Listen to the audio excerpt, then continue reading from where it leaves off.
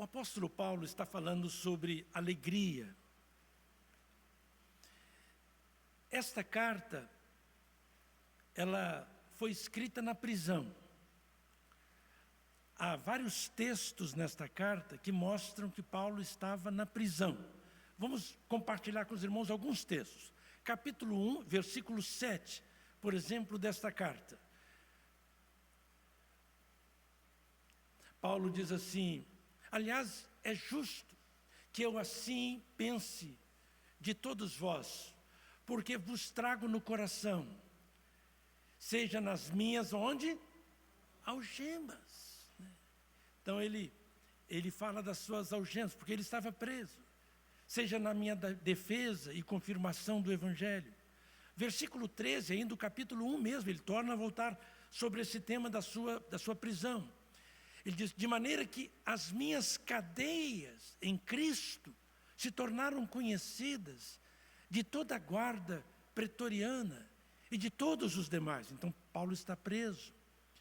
Então ele fala das suas algemas, ele fala das suas cadeias. E ele vai falando sobre esse tema da sua prisão, aí nessa primeira carta aos Filipenses.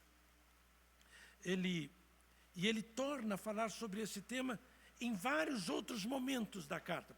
Paulo estava preso. Mas eu estive fazendo um estudo do substantivo alegria, que é um substantivo grego, kará, e do verbo alegrar-se ou regozijar-se, que é kairo. Essas duas palavras, elas ocorrem mais nessa pequenina carta, de apenas 4 capítulos, do que em qualquer outro livro do Novo Testamento. Então, os irmãos conseguem entender isso? O tema da alegria é mais presente nesta carta do que em Mateus, que tem 28 capítulos, do que em Lucas, que tem 24, do que no Evangelho de João, de Marcos, desses livros que são bem maiores do que qualquer outro livro. Como pode uma pessoa presa, que sofre, porque nessa cidade de Filipos, Paulo foi algemado, Paulo foi esbofeteado, Paulo foi açoitado. E a despeito de tudo isto, dessa igreja, como ela foi fundada, e depois, mais tarde, depois da fundação de tudo isto, mais tarde, Paulo é preso novamente. E o que acontece com ele? Ele está escrevendo esta carta que foi fundada desta maneira, com muita dor, com muito sofrimento. E o tema dele é o quê? Alegria. Como é possível isso? Como é possível ter alegria quando o nosso time de futebol perde? Como é possível ter alegria quando o nosso time de futebol é rebaixado?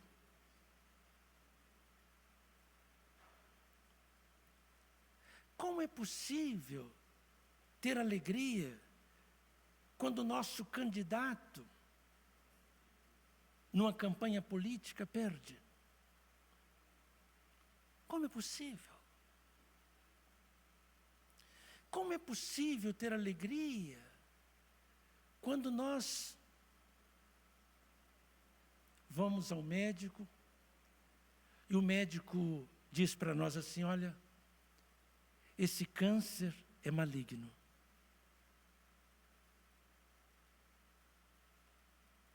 Como é possível ter alegria quando você é chamado pelo departamento pessoal da empresa e o responsável pelo departamento pessoal diz: olha, assina aqui a sua demissão? Como é possível ter alegria se você não tem o emprego que você gostaria de ter, não conseguiu na faculdade a nota no Enem a nota no concurso, a nota que você gostaria. Como é possível? Como é possível ter alegria neste mundo de tantos altos e baixos? Como é possível? A Bíblia fala sobre isso. A Bíblia nos ensina que o servo de Deus, a serva do Senhor, o crente, a crente em Cristo Jesus, a fonte da sua alegria precisa de ser segura. A fonte da nossa alegria não pode ser essas coisas que nós mencionamos aqui. Instáveis, inseguras, móveis. Há um texto no livro do profeta Jeremias que nos ensina um pouco sobre este assunto.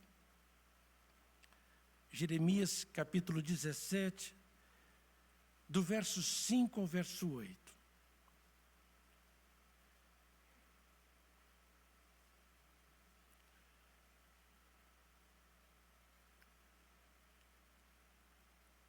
Jeremias 17, do verso 5 ao verso 8.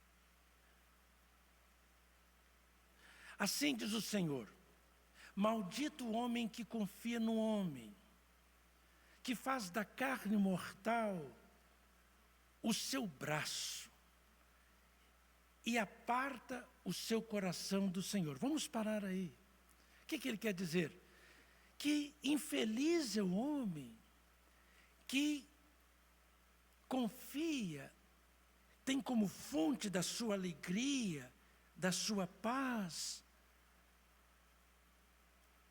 as coisas deste mundo, a carne, o homem, e confia nessas fontes mais do que no Senhor. Não, eu vou ter alegria se eu tiver boa saúde. A fonte da minha alegria será a minha saúde. A fonte da minha alegria será a minha conta bancária. A fonte da minha alegria são essas coisas. Versículo seguinte, o que o texto bíblico diz? Porque será como arbusto solitário no deserto, e não verá quando vier o bem, antes morará nos lugares secos do deserto, na terra salgada e inabitável. Por quê? Porque essas coisas deste mundo, essas coisas externas, elas são transitórias, são passageiras, essas fontes não são seguras. Há um outro texto, na primeira carta do apóstolo Paulo aos Tessalonicenses, que parece um contraditório, um absurdo. 1 Tessalonicenses, capítulo 1, versículo 6. O apóstolo Paulo, escrevendo àquela igreja de Tessalônica, ele diz: com efeito, vos tornastes imitadores nossos e do Senhor, tendo recebido a palavra, posto que em meio de muita... Como assim? Ele está falando de pessoas que receberam a palavra no meio de quê? De tribulação.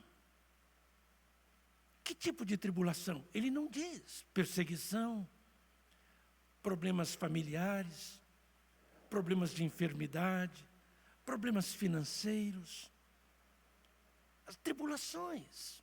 Mas ele diz: vocês receberam a palavra no meio de tribulações, mas com quê? Com alegria, com alegria. Que coisa maravilhosa.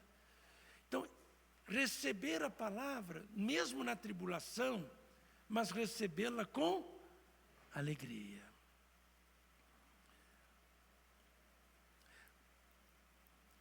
Quem é a fonte da sua alegria? Quem é a sua alegria? Essa é a pergunta que eu gostaria que você respondesse nesta noite de culto, né? Quem é a sua alegria? E eu gostaria de convidar você para ter Jesus, para ter o Senhor, para fazer de Deus e da pessoa do seu Filho Jesus Cristo e do Espírito Santo a fonte de sua alegria. O apóstolo Paulo, voltando ao texto de Filipenses, capítulo 4, versículo 4, ele usa um advérbio muito importante. Ele diz: alegrai-vos sempre, sempre. Em quem? No Senhor. Você está com um problema com seu filho? Cuide do seu filho, mas que a fonte da sua alegria seja o Senhor. Você está com problemas com a sua filha? Cuide da sua filha, mas que a fonte da sua alegria seja o Senhor. Você está com problemas com o seu cônjuge? Cuide do seu cônjuge, mas que a fonte da sua alegria seja o Senhor. Você está com problemas de saúde? Cuide da sua saúde. Faça o melhor que você puder. Mas que a fonte da sua alegria não seja a sua saúde. Eu creio que pior do que ter problemas de saúde é estar na cadeia. O que os irmãos acham? O que é pior? Estar na cadeia ou ter problema de saúde? Se você pudesse escolher, estar com problema de saúde ou ficar na cadeia?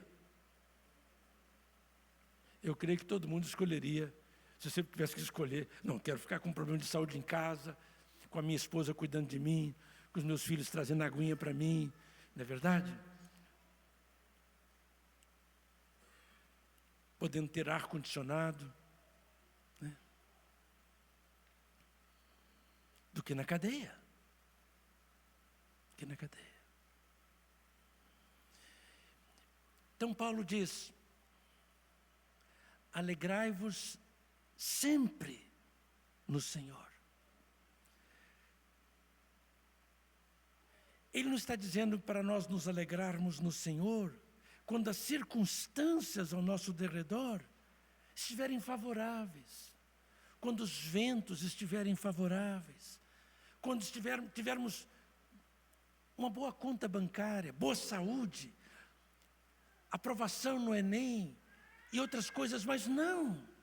Alegre-se no Senhor, transforme o Senhor na sua fonte segura de alegria, de paz, de felicidade. Nós encontramos não apenas Paulo falando sobre esse tema.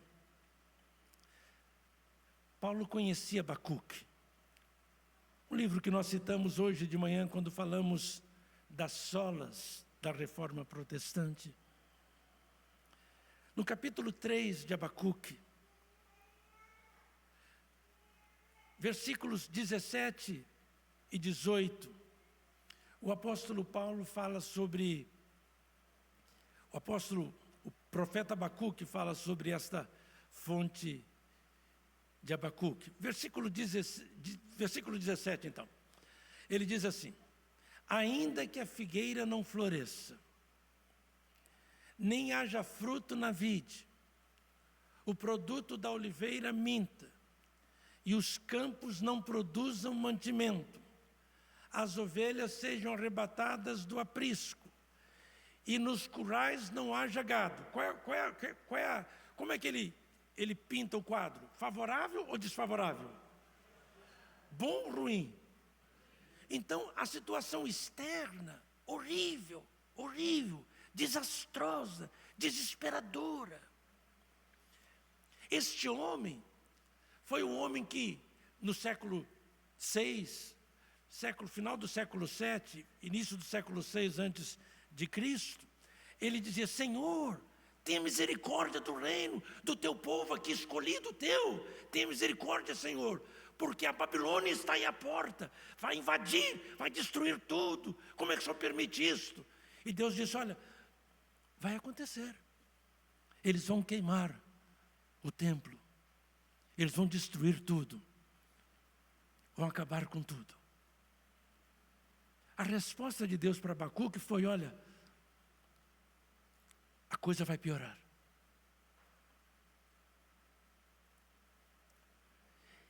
E depois dessa palavra, Abacuque termina o livro dele, ele que estava questionando, o livro todo ele vai questionando com Deus. Senhor, como é que você vai permitir isto? Não permita isto. E vai brigando com Deus. E Deus diz, Abacuque, pare de olhar para as circunstâncias externas. A sua paz, a sua alegria não pode estar nas coisas externas. A sua paz e a sua alegria precisam estar aonde? Dentro de você, no Senhor, onde Ele habita. É isto. Você não pode ter alegria confiando nessas coisas externas, Abacuque. Jerusalém será queimada, os muros serão derrubados, não ficará pedra sobre pedra. E dentro desse contexto e dessa resposta desse homem de Deus, é que ele canta esse hino, ainda que a figueira não floresça, ainda que esse quadro externo se piore, se degenere, eu me alegrarei, versículo seguinte, o que ele diz, por favor?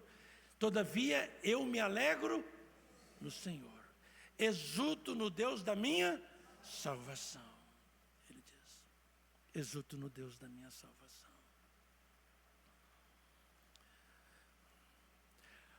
No Evangelho de Lucas, no capítulo 2, há um texto muito interessante, né?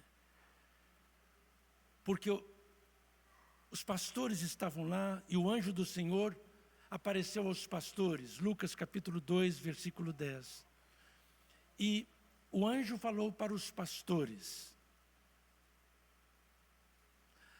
O anjo, porém, lhes disse, não temais, eis que eu vos trago boa nova de grande... Eu tenho uma grande notícia para vocês, de grande alegria. E que o será para todo mundo, para todo o povo. E qual é a grande notícia? Versículo seguinte. É que hoje vos nasceu na cidade de Davi, quem? O Salvador, que é Cristo, o Senhor. Cristo nasceu. Ele é a grande alegria, Ele é a grande notícia. Ele é a grande notícia. A sua fonte de alegria, seu Cristo de Deus, a palavra do Senhor, o Deus cuja face Jesus revelou. É interessante, quando a gente vai estudando a Bíblia, e vai estudando sobre esse tema, no Evangelho de João, no capítulo 14, Jesus disse, não fiquem tristes. Não fiquem tristes. Vocês creem em Deus? Creio em mim também. Os apóstolos estavam tristes, porque Jesus seria tomado deles, na verdade. Né? Tomado deles. No versículo 16, também 18, desse mesmo capítulo, 16 em diante, Jesus diz assim, olha, vocês não devem ficar tristes, porque eu vou rogar ao Pai, e Ele vos dará outro Consolador. Esse outro aí significa outro igual a mim. No grego, nós temos duas palavras para outro. Temos alós, que é parecido, da mesma qualidade, essência, substância, e temos o outro que é heteros, que é diferente. Aí é alós. Jesus está dizendo, Ele vai mandar um outro semelhante a mim. É isso que Ele está dizendo. A fim de que esteja com vocês para quanto tempo? Para sempre. Então a fonte de alegria está dentro de nós. Hoje eu acho que é mais fácil entender isto, porque hoje já tem uma porção de recursos médicos que fazem com que as pessoas tenham vida, que ficam dentro da pessoa, na verdade, né? Ficam funcionando dentro da pessoa. O Espírito Santo está dentro de você. Deus mora dentro de você. Jesus mora dentro de você.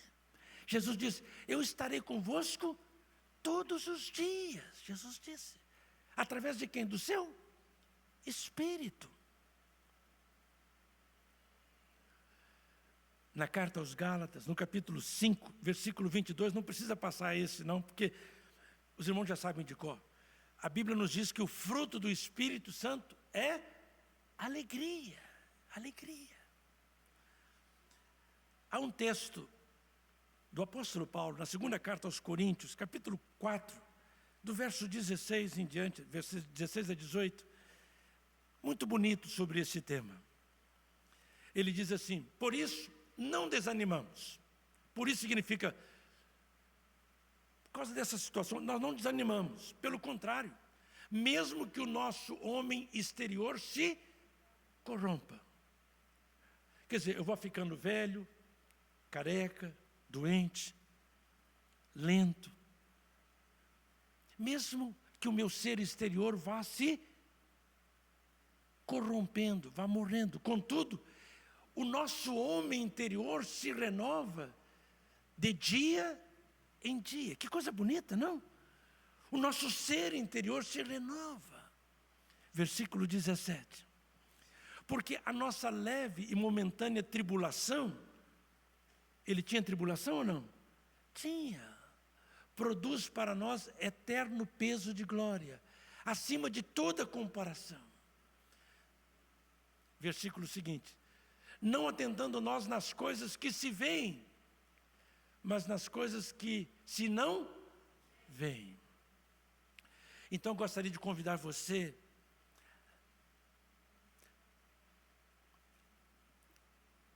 a não ficar prestando muita atenção, condicionando a sua alegria, a sua paz, às circunstâncias externas. Olhar para dentro de você. Deus está lá. Ver a palavra de Deus, o Deus que te ama, que tem um amor incondicional, que diz: nunca te deixarei, nunca te abandonarei. Não, Ele é aquele que, quando você erra, quando você falha, Ele ergue você. Quando você vai embora e bate a porta, Ele é aquele que fica com a porta aberta, esperando a sua volta. Ele é a fonte segura de sua alegria. Gostaria de convidar você a entregar sua vida para Deus, para Jesus, e dizer: Senhor Jesus, venha morar no meu coração, venha morar na minha vida, nos meus pensamentos, venha me ajudar a ter paz, a ter alegria, mesmo que as coisas externas sejam tristes, sejam negativas. Ajuda-me a confiar em Ti, no Teu amor, como minha fonte de alegria. Eu quero orar por você. Você que está aqui nessa noite e que quer entregar, que precisa de entregar sua vida para Jesus, e quer Jesus te ajudando a ter alegria no lar.